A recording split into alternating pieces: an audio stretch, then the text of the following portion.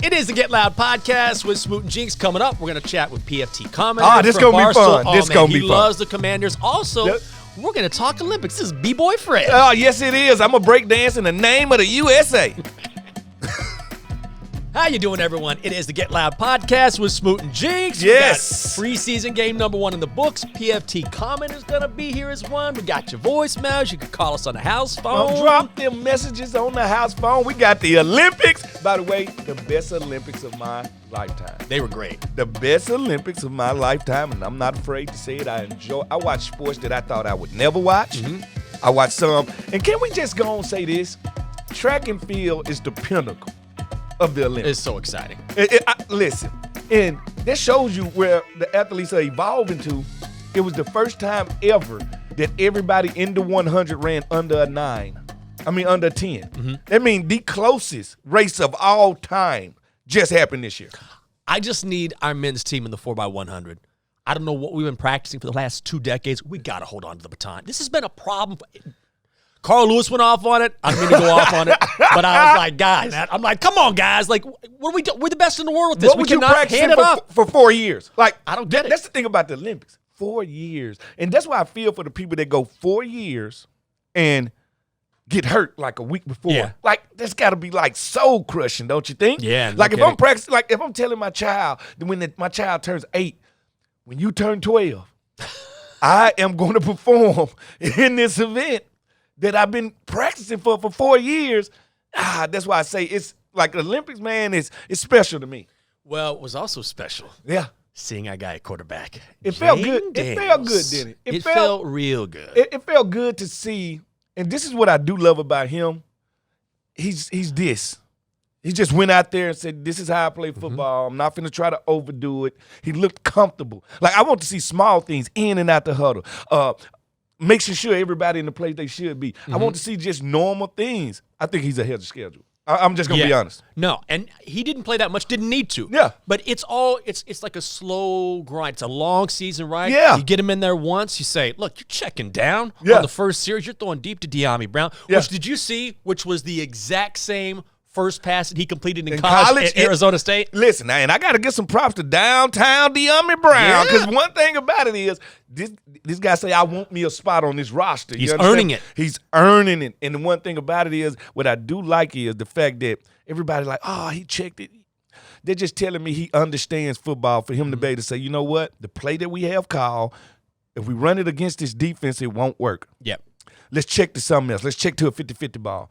That's telling me he just high IQ, and I'm expecting it from a guy that got as many starts as he had in college. And also the confidence to do that, where this is the first time you're on an NFL field against other competition. I understand it wasn't the Jets' first-team defense, but he's like, you know what? I see a look here. Yeah. Let's switch it up. Let's go deep. And that's what you want your quarterback to do. Yeah. Like, I want my quarterback to be a processor. I want my quarterback to be calm under chaos. I want my quarterback to understand every pocket won't be clean, every play won't be perfect.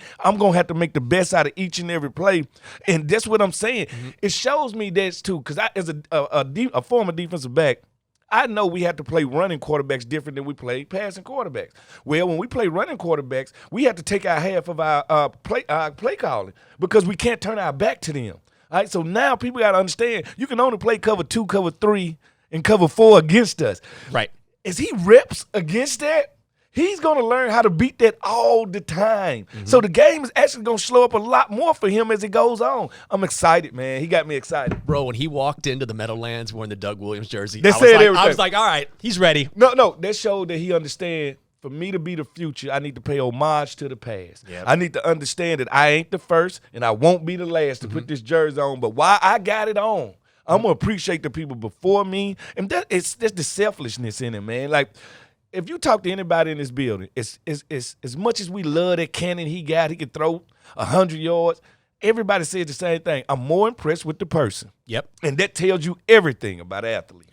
And then when he scores the touchdown, runs it in, takes the football to mom. I'm like, this guy is doing, I know I'm really excited. It's just one preseason game, but he was doing everything right. I'm like, I love this kid.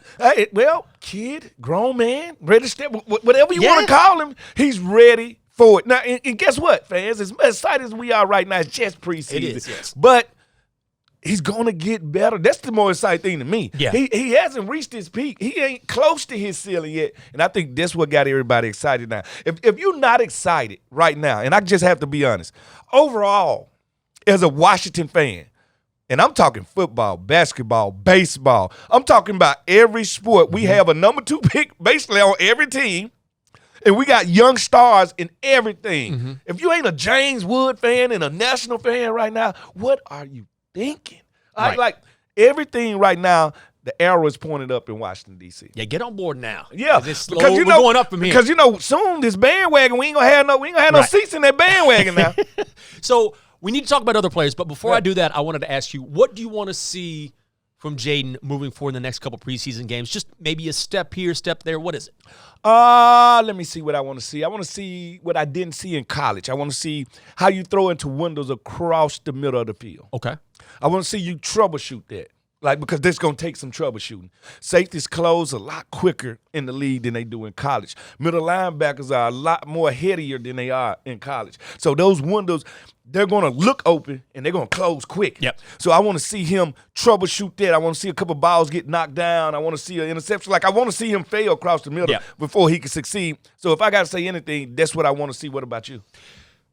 You know what I want to see? I want to see how he reacts to the guys around. Like they were saying it's hard to judge when you're watching from the outside, but everyone said he has such a command of the huddle. So I want to see more from him at the line of scrimmage, not necessarily checking down, but saying, see how he handles adverse situations, see how he handles a lot of pressure, because he wasn't getting a whole lot. This was the second, third string defense. I want to see how he handles adversity or being in a spot where it isn't so easy. It wasn't easy in the first game, but you know what I mean? There will be a heightened amount of competition. I know it is. And it's just the preseason. That's the one thing about it. The preseason got a speed to it. The regular season got a speed to it. The playoff got a different speed to it. So it's going to get harder before it gets easier for him. But like I said, he has to get out of trouble card. And that's, if it's just not working, I'm just going to take off and run. And that's great for young quarterbacks, because think about how many he steals us 1, 2, 3 extra first downs in every game. That changes the game. And think about it. Usually when we in the red zone and we get the penalty, we get the offensive line penalty.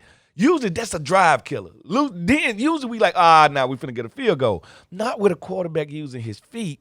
You don't, because now this they get out of trouble card that he can always play that ace in the deck. We were talking on the pregame show, and I asked you, I said, I said, who's one guy you think could flash? And you said, I think it's Ben Sinnott. And that cat carrying dudes down. I mean, nothing gets me jacked up when I see a guy who's just not going to go down. And it took 4 or 5 guys before he finally fell. He is the epitome of what a new Washington draft pick is. A jack of all trades, a guy that a walk-on in college, earned everything he got, earned his scholarship, fullback, tight end, whatever you need me to play, special teams. He reminds me of a throwback tight end. He reminds me of a throwback fullback, almost like a Tom Raffman, Johnston. Whatever you need me to do, I will get it done. When I scrap this on, I got a work pail with me, and I'm here to inflict pain. That's what it feels like when the guy gets on the field. And he's only going to get better in nuance in his route running. He only going to get better in his pass blocking. He only going to get better. That's why I said Ben Sinnott, because he's one of those guys. Flashy is not his thing. Work pail is his thing. He's blue-collar guy. And it'll keep him in this league for 12 years, 12, 14 years. Like being that stuff. And then he's got that type athletic profile that we're not going to know when he's starting to slow down. Because speed was never a part of his game. That's a good point. So these type guys, we'll never know when they slow down. It's like in basketball. A guy that's hyper-athletic, we watch him not be able to jump as much as he used to. But a guy that shoots the ball on a level like Steph Curry, we're not going to know when he's slowing down because that was never a part of his game. He never played above the rim. That's why I always say, when y'all get me into basketball realm, I would rather have a skill player before an athletic player, because the skill players age better. And especially at that position, because for every Travis Kelce or George Kittle or whoever it may, maybe a Mark Andrews, there are guys that make their living because they're not flashy, but they're in the trenches blocking. They're doing things you might not necessarily see on the football field as far as like a flash play. Well, the thing about it is they're helping on the plays that don't concern them. They're helping on the plays that are dictated by the running back or by the quarterback. These are guys that want to do their job. That's all they care about is their job. Like, put it like this. If I had to pick one person off this team that could have made it with the Hogs in those Super Bowl teams, it's Ben Sinnott. He's a throwback player. Yeah. He looks like he's supposed to play with them. Him and Doc Walker look like they probably dressed the same. Like, that's what I'm telling you. Like, If we see him walking around with a cigar, we know that. There yeah, you go. the reincarnation of Doc Walker right there. So, when you asked me that, I had to really think to myself, like, who's going to get a chance to shine, first of all? And I heard Coach say, I want to play these young players because I want to see how they play under the lights. I said, well, Sinnott, if he get a chance, he's going to either run somebody over or he's going to hurt somebody. And he almost did both of them. As Doc told me many moons ago, I don't know what Doc was talking about. We were on the air together, and we're in the makeup room. He goes, Jenkins, we're doing things now. People will be talking about 10 years from now. Keep them guessing. I said, okay, Doc. Whatever that means. Whatever you say. Whatever that means. Hey, if 10 years from now we're talking about Ben Sinnott, he will have been doing something right. Other guys showing out. What about defensively? What did you see? Oh, well, you know what? This is what I seen. I seen a well-coached group. One, second group, third group, fourth group. They all play the same. That tells me when everybody plays the same, the coaching is getting the job done. That's telling me they're understanding. They're telling me they're not thinking, they're reacting, and they're playing fast. That's what I saw out there. And we had some guys stick their head out there, some guys make some plays. But I was just I want to see unison. Because all the great defenses I've been on, the Greg Williams defenses, the Mike Tomlin defenses, you could hear us before you saw us, first of all. That means we're communicating. Second of all, we move almost like a tidal wave. Like you see us react like a school of fish. Yeah. We like one guy twitches, the other guy gone. And that's what I seen with this defense. So that's why I didn't want to just point some guys out, because I could talk about the KJ Henrys of the world. I could talk about a couple of DBs making some plays. I could talk about that. I was more in the mind frame of these guys are moving in unison the first preseason game. They usually take a while.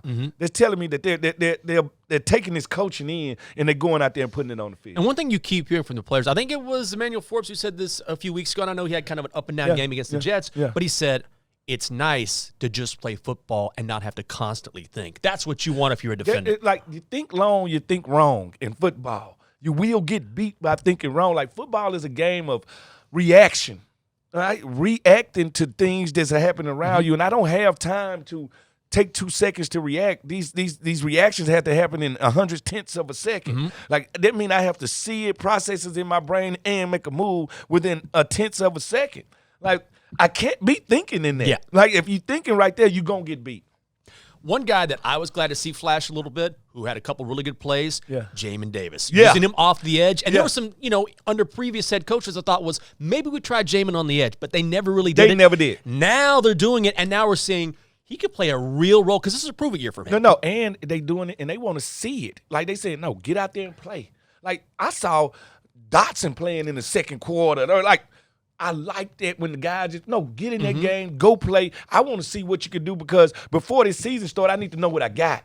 And with Jayden Davis, he's been one of those guys, I'm only going to do what you asked me to do. And they asked him to be a stand-up linebacker. That's what he did. They asked him to cover Bijan Robinson. That's what he did. Now he's been asked to rush the pass rusher, which is a more singular thing, which I think he's going to succeed in. I personally think you put the challenge out there to a guy, I think he will succeed in it, and he's only going to get better with reps. And like more reps, I can see him turning the corner mid-season and really going to get that quarterback at a high level. And I think that's smart coaching too. Well, look, if you're not meant to be a guy in the middle of field patrol in the field, find a role where sometimes it's just about finding your niche and saying, look, if you're just a guy who needs to come off the edge, come off the edge. And that's coaching to say, we can put you here, you'll be more effective. And that's what these coaches say. I know what you do bad. I'm not going to put you in those situations. Right. I'm going to find out what you do good, and I'm going to put you in that situation over and over and over again and let you excel at what you do.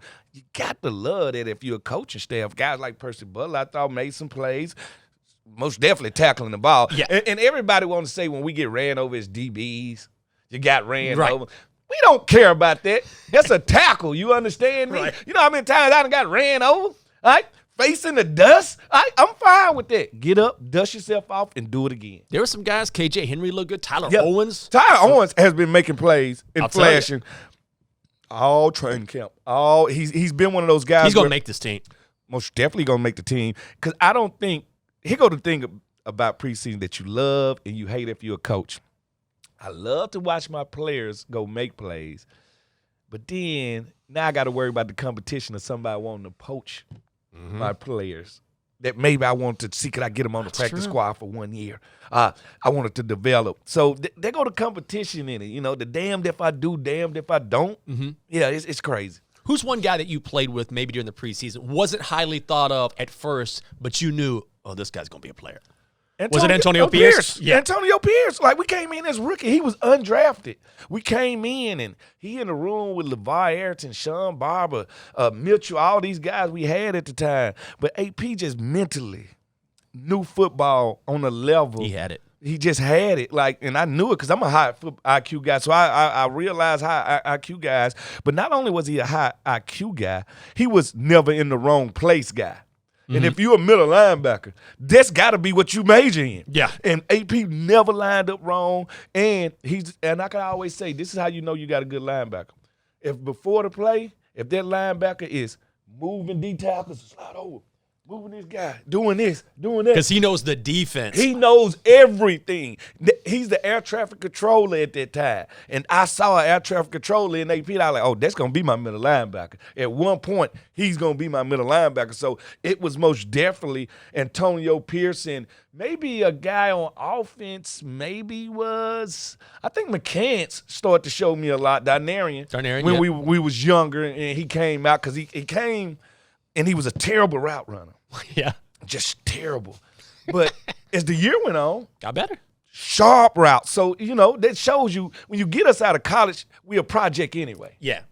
So before we move forward, and we'll get to PFT Commenter, can't wait to talk to him. He's a huge Commanders fan, been going across the country for Grit Week.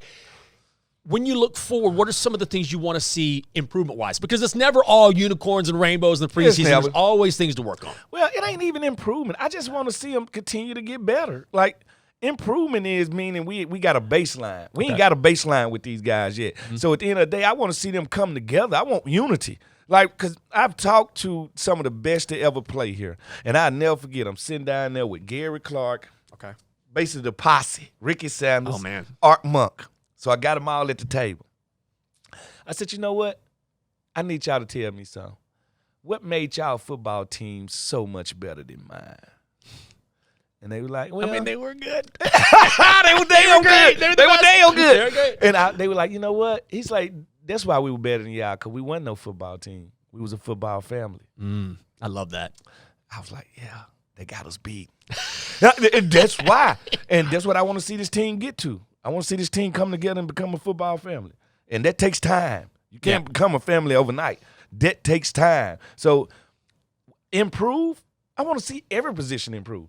I want to see the quarterback position improve. I want to see the offensive line improve. I want to see everybody improve because nobody's at their destination right now. All right, talk me off the ledge. It's the one thing I'm worried about because I catastrophize everything. Like if I cut myself, I'm like, oop, I'm going to die. Yeah. So the offensive line, 3 of the top 6 didn't play last week. They're really banged up, and there's not a lot of depth there. Yeah. So how do you mitigate that? You might see JD5 run a whole lot this season. Well, guess what? What I did see was them hold up against the Jets. Okay. What I did see was the backups go out there and play. So it's more depth than most people think. And let me tell people about offensive linemen. Offensive linemen ain't the job for names. Like, I know how you want names in certain other spots. Offensive line ain't their position. You never know what you have on the offensive line until you actually play a game. All right? So I'm tired of people saying what these guys ain't. Give them a chance to show you what they are. All right? And it takes time for them to, like, a band is the ultimate boy group, the boy band. Yes.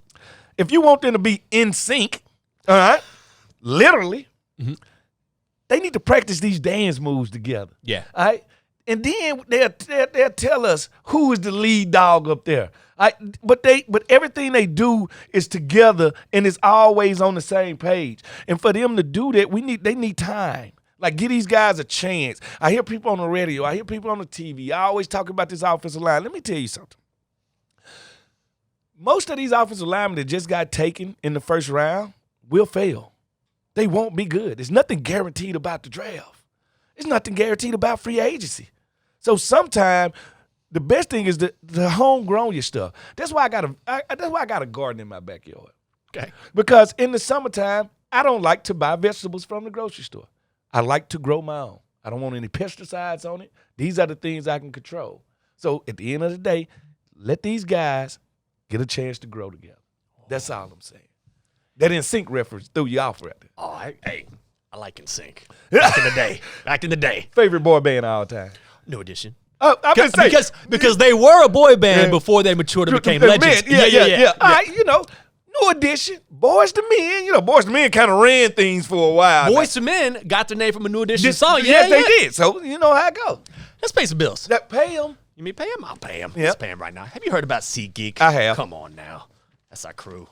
SeatGeek, the official ticketing partner of the Washington Commanders. The deal is finalized, signed in blood. Yeah. SeatGeek, the newest member of the Commanders family. We love them. If you haven't heard the name yet, get used to it. You will hear it all season long. Doesn't matter if you're buying tickets, selling tickets to any event in the DMV, Commanders games as well. SeatGeek is the place to do it. The new official ticketing partner of the Washington Commanders. So Commanders fans can fan. Let's go. Get your fan on.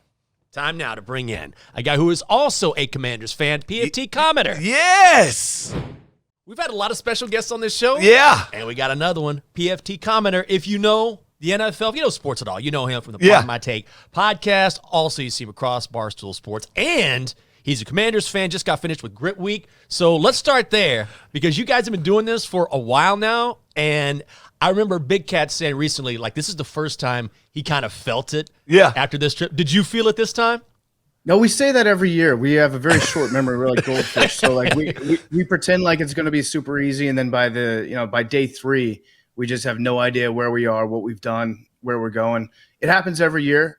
There were some naysayers saying that going to Southern California wasn't gritty enough, that we need to be stuck in places like Youngstown, Ohio, going back to Cleveland or Rust Belt, things like that, which we love. We're big fans. But for all the haters out there saying that Southern California is not gritty, I just want to remind you the place that we got ice cream every day was actually from Youngstown. So, I mean, that's tough. That's hard-nosed football right there. We did a workout with Eric Musselman at USC.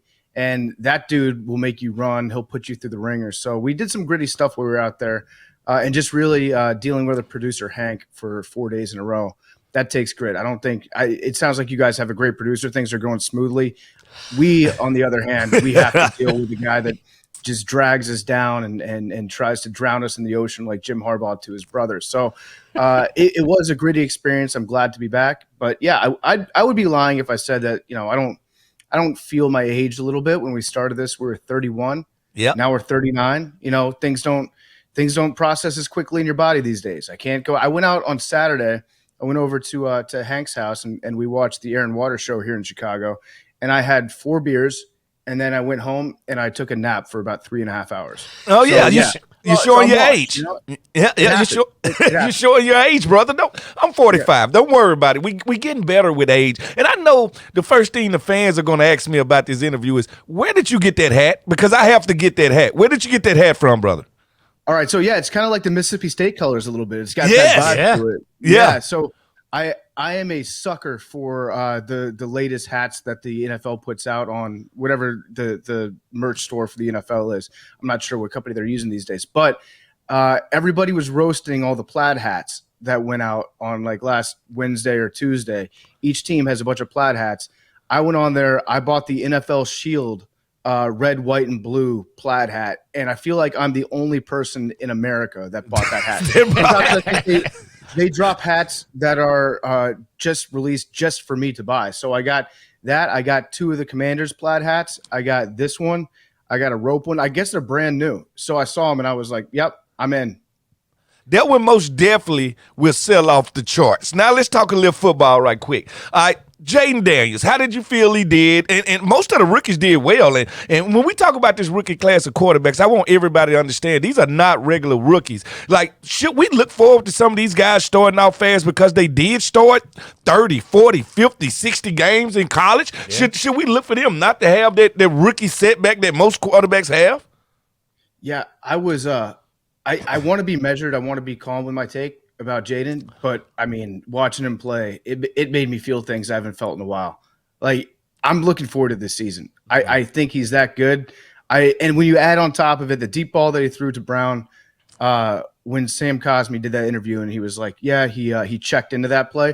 I was like, okay, I'm all in. You don't need to tell me anything else than Dan Quinn calling him Top Gun. Yeah. I mean, they're pushing. If they're doing Top Gun, they need to teach him. Cliff needs to teach him we're too close for missiles. We're switching to guns because that screen pass that he threw, the first pass of the game, a little bit of adrenaline. I don't know. He was excited. He airmailed that one by 6 feet. Yeah. But then he settled in, had that nice pass down the sideline. I love that. I love the tight end, H-back, fullback that we got from Kansas State. Ben Sinnott. Yep. That dude reminded me a little bit of Chris Cooley, the way that he just carried dudes with him down the field. And I don't know if you know this, but we do an annual award on Part of My Take. It's called the Low Man Trophy, as opposed to the Heisman Trophy. Yeah. And the Low Man Trophy we award every year to the nation's top collegiate fullback. And it's voted on by some of the best fullbacks to ever play the game.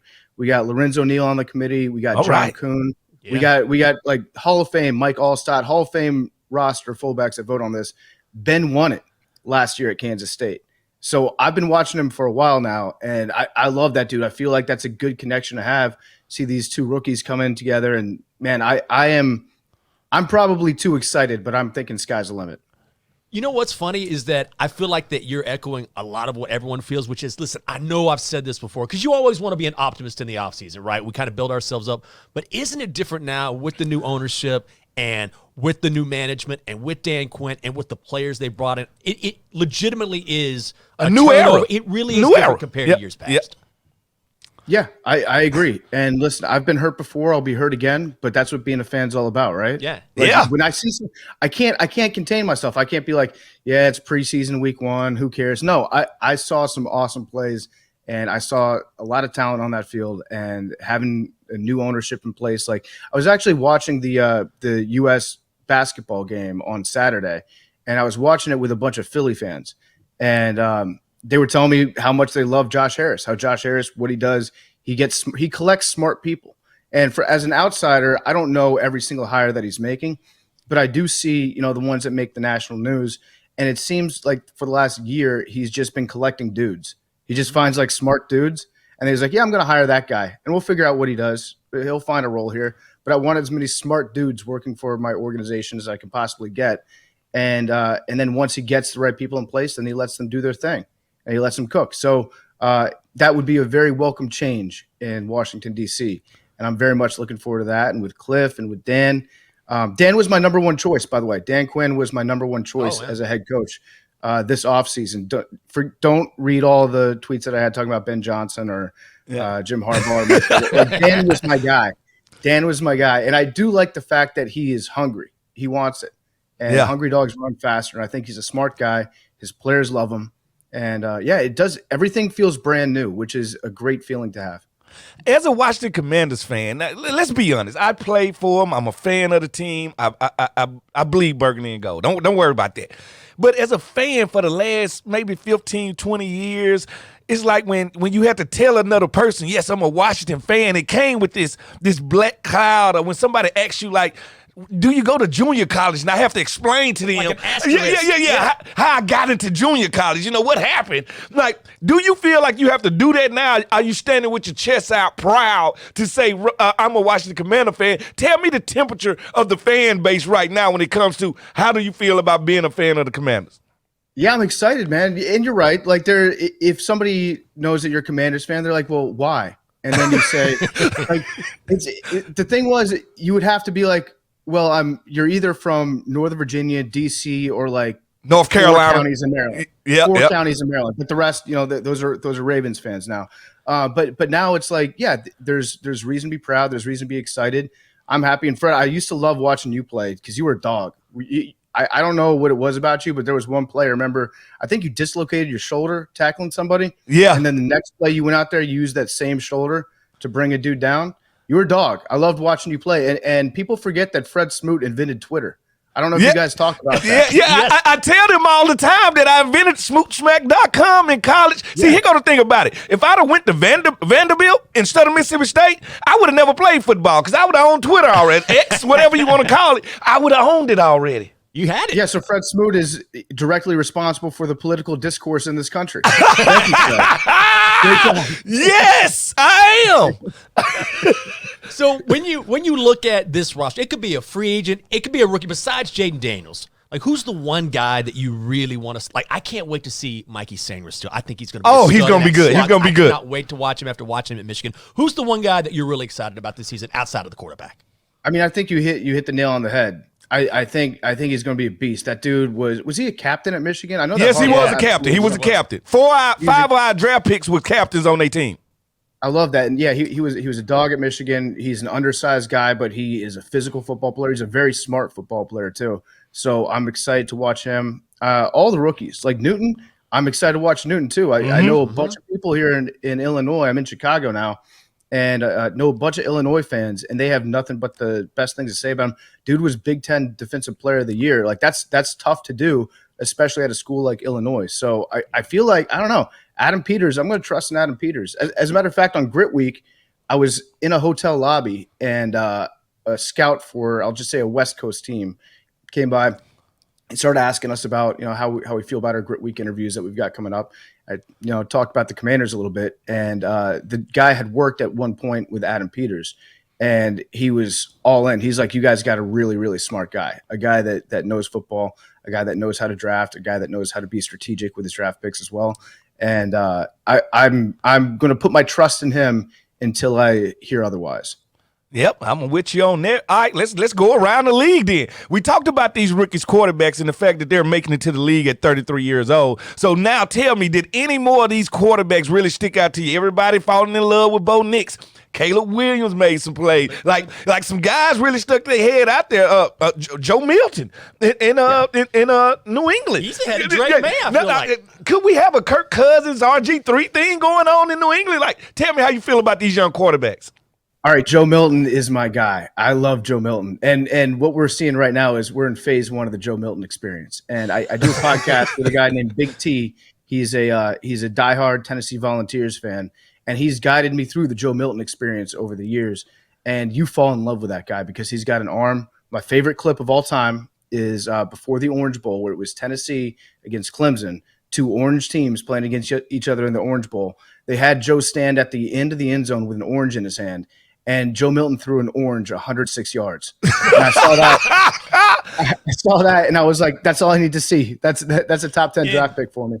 Now he will drive you crazy. He'll make some boneheaded plays. I remember, I forget which SEC game it was, but he ran out of bounds on 4th and goal with like 5 seconds left, and the play started with 5 seconds left, I should say, and then he ran out of bounds with zero seconds left on the clock. To end the game. He'll make some plays like that. He'll have some wildly inaccurate throws, but the dude can throw a football. So we're all falling in love with Joe Milton right now, and I'm no exception to that. I love the dude. So I like Joe. Caleb Williams the guy is amazing. He's going to be really, really good. And my co-host Big Cat, he's a diehard Bears fan. I'm a diehard Commanders fan. And going into this draft, we're drafting 1 and 2. And he just didn't really want to screw the pick up. There was a moment where he thought maybe Justin Fields is the guy. Maybe we give him an extension. But after watching week one of the preseason, I should say, the stuff that Caleb was doing out there, it was insane. The guy's going to be a great quarterback, and I'm rooting for my co-host Big Cat.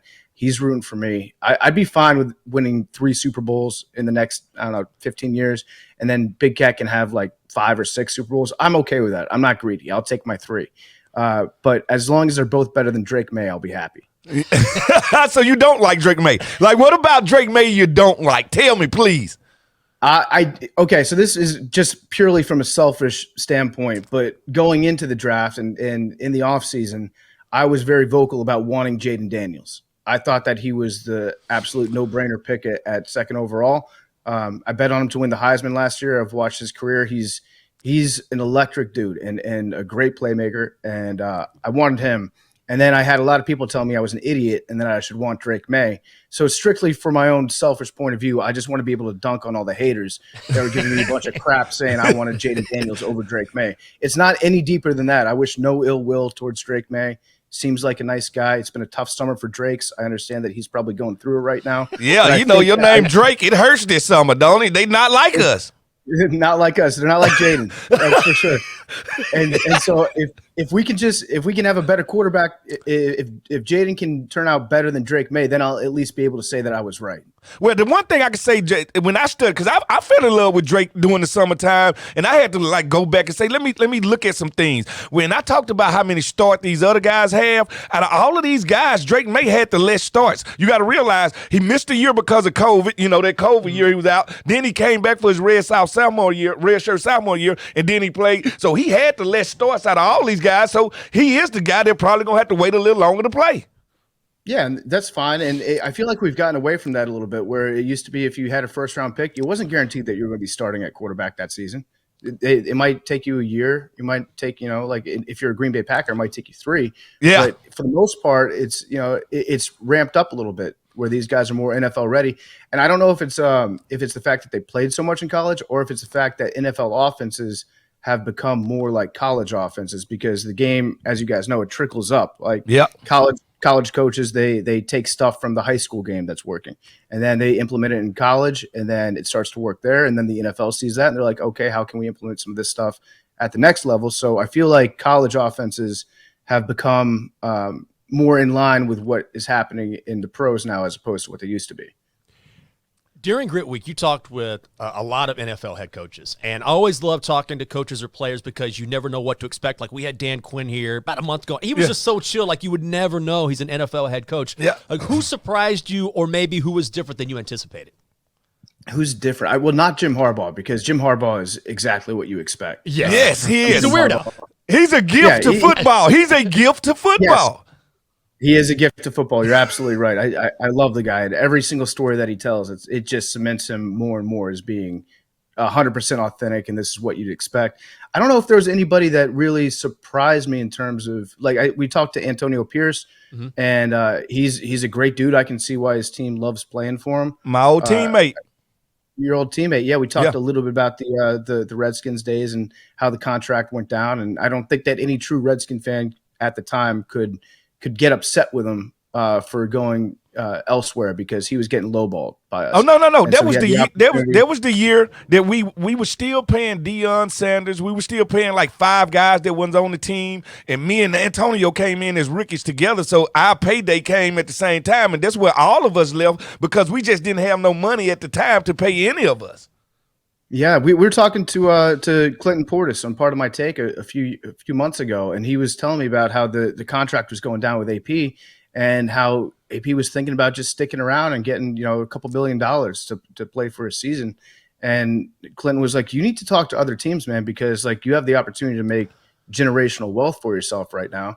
And he did that, and I don't think anybody really blames him for it. Go get your money, absolutely. But he seems like a good dude. He's doing something that I feel like is a big, it's a story that you would expect to hear about a coach that doesn't work out. And I hope it does work out, but he's got his assistant coaches doing conditioning drills. So he's got Rob Ryan doing the stationary bicycle. He's got his coaches run the 40-yard dash because he wants them to be in shape. He's going to ask his players to be in shape. So I love it. I love the idea of shirtless Rob Ryan just hitting the stationary bike and trying to get in shape. But it does seem like a story that you would look back on 10 years from now and be like, hey, you remember when our coach made Rob Ryan take his shirt off and work out at the facility? But I do hope it works out, and he seems like a good dude. Got to hang out with Scott Turner for just a little bit, former, I think, Washington football team coordinator. He's a good dude. He looked like he was in great shape too. He looked like he's lost a few pounds. He's ready to roll out there. Oakton High School legend, Scott Turner. So talking with Antonio Pierce was great. Then we talked to Khalil Mack, who's a very interesting dude too. Love Khalil Mack. He's coming off one of the best seasons of his career, and that's an easy guy to root for. Now, I got to ask you now, because we all American, and this to me, I watched more Olympics this year than I have watched in my whole life, and I don't know if it was because we was on the same time schedule close to Paris or what it was. It enabled me to watch some stuff, and we had some great points. We won all the medals. We knew we would, but then there was some low points to the Olympics, like the breakdancing. Like, before the breakdancing started, I said it wasn't a sport, and when I watched it, it was one person that stuck out in Australia. Thank Lord, thank Lord, thank Lord. It was so fun to me. What did you take from the Olympics? I loved Ray Gunn. Yeah, you're right. Ray Gunn she was one of the highlights for me too. I didn't know what to expect. We just turned on the breaking. I think it was last Friday. We were watching it in the office. We were trying to bet on it. We were trying to do some live betting on breakdancing. And Ray Gun captured our hearts. She was been out there looking like a cricket player. I don't know what kind of outfit she was in. But the kangaroo hop was definitely iconic. Man. I started crying. I started crying when I watched it. Like, I was like, I know that's an homage to Australia. Did she just shame Australia? Did she just give an homage to them? I didn't know. It was the wrong homage. It was the wrong homage. You're gonna have kids up in Harlem next week, out on the corner with the cardboard sit down doing their breaking routine, and they're gonna be doing the kangaroo. It's gonna sweep the world. I'm pretty sure. She was awesome. I loved watching her. I loved the breaking. I didn't know what the scoring system was going to be like in there. I was saying that I was hoping that there would be like TKOs during breakdancing where okay, bust a move that's like so intense, somebody walks out there, they're like, it's over, get off the mat. But it was interesting to see that. I don't know if it's going to be sticking around in the Olympics. It's not done. It's not. We're gonna replace it with pickleball. It's over with. Pickleball, you're probably not wrong. Pickleball, I feel like everyone's doing that right now. But we got football in the Olympics in Los Angeles, which I'm excited for. I want to see some NFL guys playing. I don't think that's fair. I don't think that's fair for American sport to send America's best to do it. I think they'll send our top college players, maybe the juniors that got a year left in school. I think they'll send them compared to sending Christian McCaffrey and Patrick Mahomes, don't you think? I don't know, because like you remember the Dream Team back in 1992? That was fun to watch, where we just dominated the world. I'd like to see that in football. I'd like to see Tyreek Hill out there. I'd like to see. I don't know. Is there another Manning brother that's coming up? That's like Arch. 6 years younger? Yeah, Arch. Well, there's Arch, and so he's going to be in the NFL by then, hopefully. But yeah, I don't know. Maybe is there another Gronkowski brother just lurking out there? Or Long brother? There's got to be one. No. Of course, there's another Gronkowski. There's some dude working in a hardware store in Kansas that we don't know about. He could play. Yeah, I just want to see the U.S. dominate in football. And we talked to Joe Burrow a month ago, and at the time we had just lost in flag football. I forget who beat us. Maybe it was Australia, or I don't know, maybe a European team, but they beat us in flag football. And I was like, we can't have that happen. This is America. This is our game. Like if we don't win flag football at the Olympics, we're going to have to change the name to American football, and we're going to have to start calling soccer football. We need to go out there and show what we're capable of. And Joe said that he wants to play for Team USA in the Olympics. Wow. So maybe we would get some NFL players out there. I mean, that $37,000 payday for winning a gold medal, not bad. Hey, but you know what? I think just the gold medal. Like the one thing about athletes, we love collecting trophies, man. We love collecting stuff. And I don't think there's no other trophy, even a Super Bowl. I want one of those, but a gold medal, that says you went out there and did that, and you are part of the 1% in the world on this blue planet. Yeah, and it's fun to be able to root for guys like that too, like players that you wouldn't normally be able to root for. Like I could get to root for Patrick Mahomes in the Olympics. You know how awesome that would be, being able to root for Patrick Mahomes and not be like, damn, here comes Patrick Mahomes to take all the fun out of my Sunday. You know, like watching Steph Curry and getting to root for Steph Curry in the Olympics, watching LeBron and getting to cheer for LeBron like he was representing you.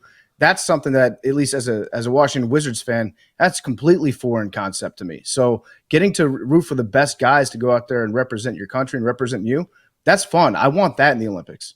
Yep, I understand what he was saying, because I wondered what was going to happen between Rudy Gobert and Ant-Man. They got into it, and I was like, well, they are teammates, but now it's like it's like your country against my country. I'm not really feeling you right now. Plus, that's the one thing, too, is that of all, especially in 2024, like everyone can get behind Team USA, so that was awesome to see. Check him out. It's PFT Commenter. You know him as the host, Pardon My Take, across Barstool Sports, and that's B-Boy Fred right there. Yeah, man. Most definitely. Yeah, we appreciate it, man. The inventor of Twitter. Yeah, thanks, guys. Great stuff from him. We're going to have him back as well. He already wants to come back. We got to have him back during the season. Do it. We got to have him back during the season to either toast of how we doing or what's going on wrong. Yeah. We don't know the future. That's the great thing about it. That's what makes this time of the year so good for every team. All 32 fan bases. Yep. Think they got a chance. Everyone's undefeated. Everybody but the Panthers, bro. Everybody but the Panthers. They've already lost 4 games. It's been 1 week. Let's pay some bills. All right. The Get Loud podcast is brought to you by Bet365, the official betting partner of the Washington Commanders. Bet on a range of NFL markets with the Bet365 app. Craft your own personalized bet slip with parlays. Access thousands of games with live streaming. Place your bet before the match or during the game. It's really up to you. Download the Bet365 app today and join 80 million. Yes, I said it. 80 million members worldwide. Age 21 plus only. Must be physically located in Virginia. Gambling problem? Call or text 1-800-GAMBLER. MWAA. We don't travel to escape life. We travel so life don't escape us. We can dream of any place in the world, and in the blink of an eye, we're there. That's the wonder of flight. All you had to do is decide where to. Maybe Paris for the Olympics. Oh, Dulles International Airport. Let your imagination soar. Book your adventure today at flydulles.com/nonstop. Look at that mid-season form, bro. Well, you know, Mississippi State Higher Learning Institute, you know, Ivy League. Ivy League. Okay, you know what time it is. Time for voicemails. Producer Anna is here. Anna, what is the voicemail number again? Oh, it is 703-726-7419. I put a piece of paper on there. Yeah. Oh, look at this thing. Oh, look how sneaky she is. I Yeah, didn't she see did. it. She did. 703-726-7419. Yes. Anna is the sneaky star of this show. Everyone loves hearing from Anna. No, she totes us. And now she has a microphone. She is going to play this week's voicemails from the house phone. Yeah, let's see what we got from the house phone. Okay, here we go. Works. She's got her iPhone. How we doing, boys?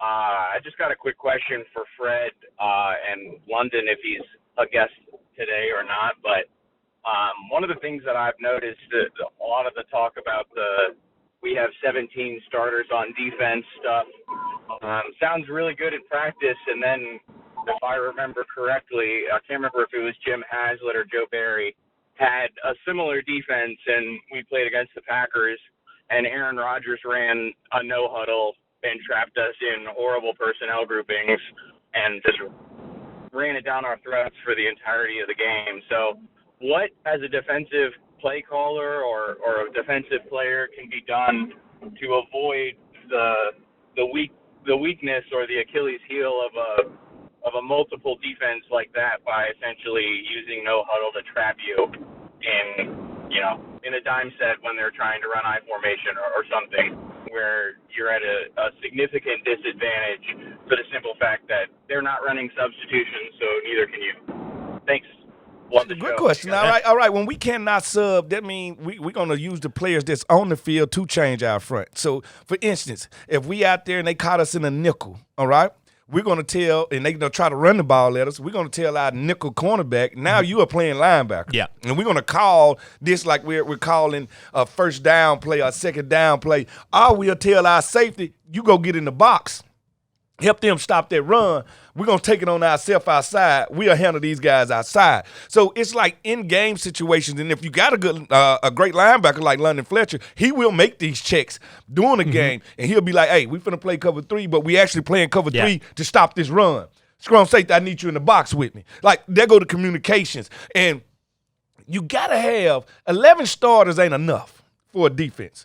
Because you got to realize we're only as good as our 5th, 6th D linemen. We only good as our 5th, 6th, 7th defensive back. So we need at least 20, 21 guys the coach can really trust, because you got to realize you're dealing with injuries during the season. You got to realize during the game, this guy might be a better matchup on TO than I am. So now you want to start him instead of me. It could be like any vast range of things that you get. So that's why you want to make sure you have at least 20 guys that you legitimately say they are starters. Is this when lack of size in the secondary can be an issue? Like if you're bringing up your nickel back or you're bringing in your strong safety and those aren't big guys and someone's trying to run the ball and you can't exchange personnel? Well, I don't think it's one of those things, because size don't measure aggression. Okay. You know what I'm saying? So Cornelius Griffith was not the biggest D tackle, but you just got to be physical. Yes, physical at the point of attack. And once we learn, and think about this, you can only do that for one drive before we go over there and sit on that bench and come up with a way to stop you. Okay. All right? Because we're not going to let you do what you did last drive against us. So you're going to have to come up with another way to get this done.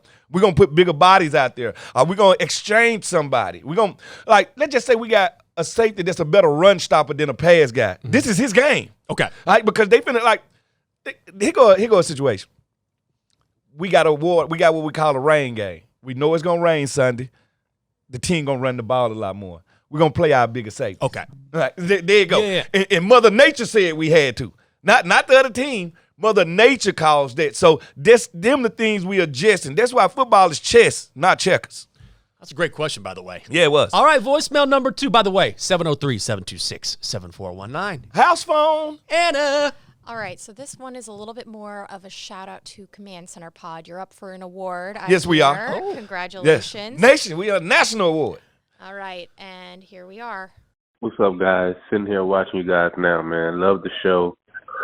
Fred's ready for big time, man. We got to get him on First Take on ESPN, man. He's ready for the big time, I think. Yeah, man, tell the guys leave Fred alone, man. They always joking on Fred. Fred is one of the one name that rings a bell, you know, from Madden and from back in the day playing Madden. Fred Smoot's that guy, man. So I think we need to debunk this a little bit because everyone thinks they're just constantly dunking on Fred. the fan base, me and the fan base have a kindred relationship. I'm a kindred spirit. I've always been the approachable football player. I'm pretty much the people's guy, so I appreciate that. You're the people's player. And I've already did a long stint on First Take. I worked with Stephen A. I worked with those guys for a long time. Thank you for their props. But, hey, at the end of the day, he's right. They need to lay off of me because London starts all that trash. Logan, he's a bully. Like, you know, these guys. Yeah, you know, these guys, yeah, you know, they do things. But that's why I think people love our show because they can tell that all of us have a true friendship and a true relationship. And we can give each other all the hell we want. It's like when I watch you and Sean, I'm like, these guys have known each other forever. And don't care what we say to each other. Right. Don't care. And their comfortability, I think, is everything. And I think they can tell that we're more than just ex-teammates. Yeah. We're family. No doubt Absolutely about family. that. Well said. Okay. Got a game. Anna loves games, and she's good at coming up with these games. Normally, I ain't gonna lie. The one last week was not. It was not that the good. people in the comments liked it, but we struggled. We struggled. We did. All right, Anna has a new game, and it's called Odd One Out. Yeah. All right. Well, I'm slightly nervous about how this is gonna go. So basically what's gonna happen. I'm gonna list 4 names. Okay. Yeah. You have to guess what the commonality is Okay. and who is the odd one out. I got you. Okay. Okay. Okay. Good game. London Fletcher, All right. John Riggins, Okay. Brian Mitchell, Okay. Joe Theismann. London is the odd man out. Hold on. Give me the names again. London Fletcher, John Riggins, Yeah. Brian Mitchell, Joe Theismann. I said London is the odd man out because he ain't got no ring and he don't play offense. He got a ring with the Rams. Rams, he did get a ring with but the Rams. not a ring with the Redskins. Yeah, he didn't get one with Washington. So- and all the rest of those players are offensive and he's defensive. All right, London's out. Okay. It was John Riggins. I had to Commanders players who aren't in the Hall of Fame but should be. That's bad. That's bad right there. Okay, because actually, Riggins should have been in. You know, he is. most No, people. He is the odd one out. He's in the Hall of Fame. He's in the Hall. Yeah. Yeah, Joe Theismann isn't. Well, Joe didn't. They would say Joe didn't play long enough. Yeah. He got hurt. Yeah, which is interesting. I was reading an article about it, and they think he should be. Yeah. All right. All right. Okay. Actually, I'll give you the commonality. Yeah. You guys guess the odd one out because that didn't go. No, it went great. I Yeah, love that one, Anna. Let's go. Okay. So do you want the commonality or no? No. No. Dan Marino, Ben Roethlisberger, Patrick Mahomes, Brock Purdy. Well, Marino never won a Super Bowl, but appeared in the Super Bowl. He appeared in the Super Bowl. Same thing for Purdy. Yeah. Oh, wait. Read that again. Dan Marino, Okay. Ben Roethlisberger, Okay. Brock Purdy, Patrick Mahomes. I'm going to say, I may have this wrong. Did Roethlisberger appear in the Super Bowl his second year or rookie year? All then right. the odd man out would be Mahomes, I think. Mahomes is the odd man out because he did not play his rookie year, and the rest of those guys started their rookie year and went to the playoffs. There we go. Correct. Okay. Ah, so here we go, baby. I did youngest quarterbacks who've played in a Super Bowl. Yeah. And Patrick Mahomes is the oldest out of all of them. All right, we're pretty close. All right. Yeah, Dan gotcha. Marino was the youngest. Gotcha. 23 years, 4 months, and 5 days. See, Anna? That was a good one. Okay. All right. See the next one. I'm not so sure about this one. Okay. Tressway, Jonathan Allen, Deron Payne, and Terry McLaurin. Well, I can say this about all those guys. They played for the same team for 3 different names. They was a Washington Redskin, they was a Washington football player, and they was a Washington Commander. That's all 4 of these guys. That's all of them, though, right? That's all 4 of these guys. Man. Neither one of them ever won a playoff game. I was thinking where they went to college. That's not it. That ain't it. I don't know. This This something with college. it has something to do with college?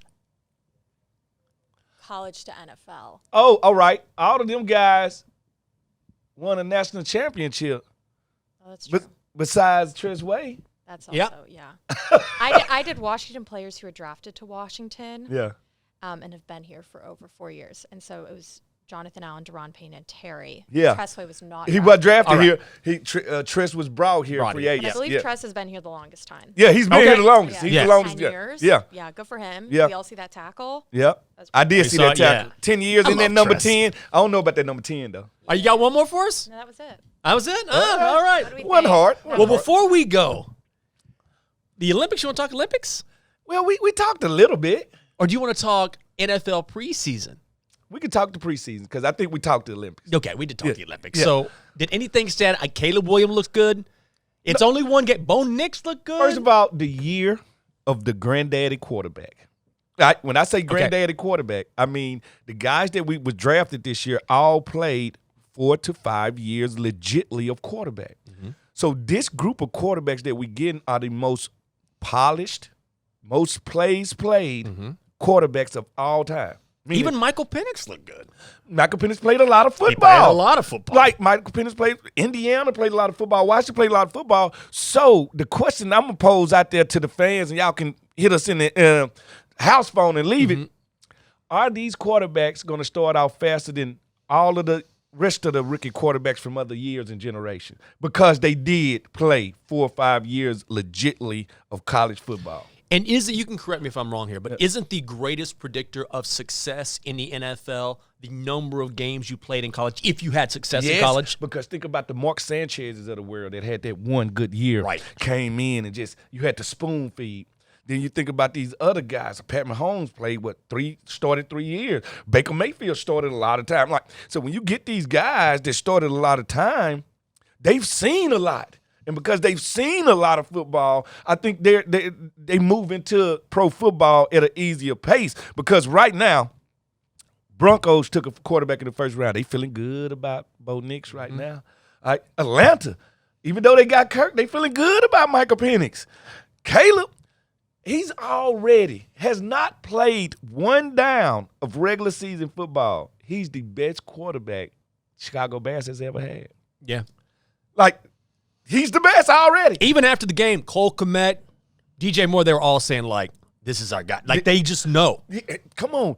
New England, they got 2 quarterbacks over there. So it's just the best year of college quarterbacks to the pros ever is my question.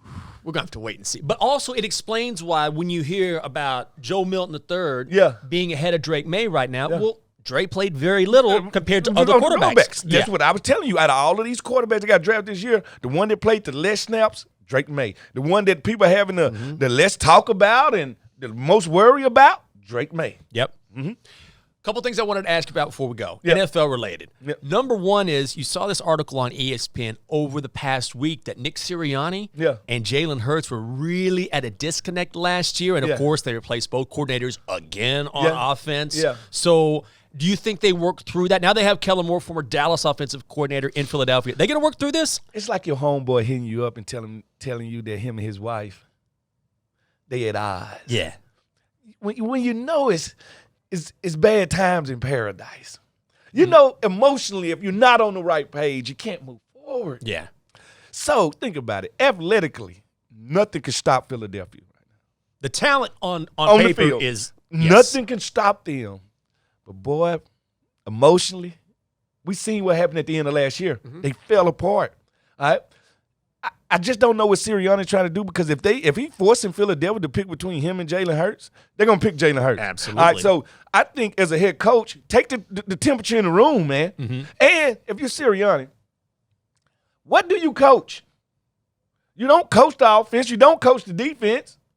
He's trying to be a CEO. They will run you out of Philadelphia, dude. Like, Yep. they ran Santa Claus, the Easter Bunny. I've seen these people run anybody out of town. I'm like, at the end of the day, I'm happy to see it because I love when the rest of the NFC is in disarray. But I don't know if that's a better here win. Not at the end of the day. Not that I just paid the guy $200 million. I'm not moving him. Also, I want to stay in the NFC East because it's always fascinating to see what the other teams are doing. What's going on with Jerry Jones and CeeDee Lamb? Because Jerry was like, I'm not concerned. And then he had to walk that back. Hey, first of all, Jerry has made it to a point. All right? I'm serious. Jerry has made it to a point where he's like, the clock is ticking. I need a ring. It's been 28 years since they've made an NFC championship game, which is fine with me. First of all, but imagine he won so easily early on. It's just got to be eating him up inside. nobody has ever got on Facebook and Twitter and said the Cowboys have won the Super Bowl. Because these things wasn't Didn't built. exist. It Yeah. did not exist. And right now, Jerry is like, you know what? Before I pay out $400 million, if he wants to sign CD, that's $100. Mm-hmm. You want to sign Dak, that's $200. You want to sign Michael Parsons, that's at least $175, $400+ million. He's saying before I pay $400+ million for this baseline that y'all have given me, I'll let it rot. It's like somebody saying, I ain't never going to sell that house, but I ain't going to live in it either. Right. All right? So that's what I think Jerry's at right now. Jerry, like, you know what? If y'all taking me as far as y'all can, I'll just start over new. That's what I'll take it. Any sort of issues with the Cowboys and Eagles? Oh, Go for the Commanders. and New York is just riding. The Giants, watching that They're Hard all Knocks. over Tommy DeVito again. Listen. Daniel Jones. Listen, I love what's going on in New York right now. I love what's going on in Dallas, Philadelphia. It's one team that just arrow is pointed up. No drama, no nothing. That's Washington. It's us. It's us. And people can't believe it. It's us. Dallas is going down. They got drama. Philadelphia got drama. And New York stinks. I love it. Oh, it feels good. a Preseason good year game for number us. 2 coming up this weekend. That's it for the Get Loud podcast. That's Smoot. I'm Jinx. We'll see you next week. We'll talk to you then. We got loud.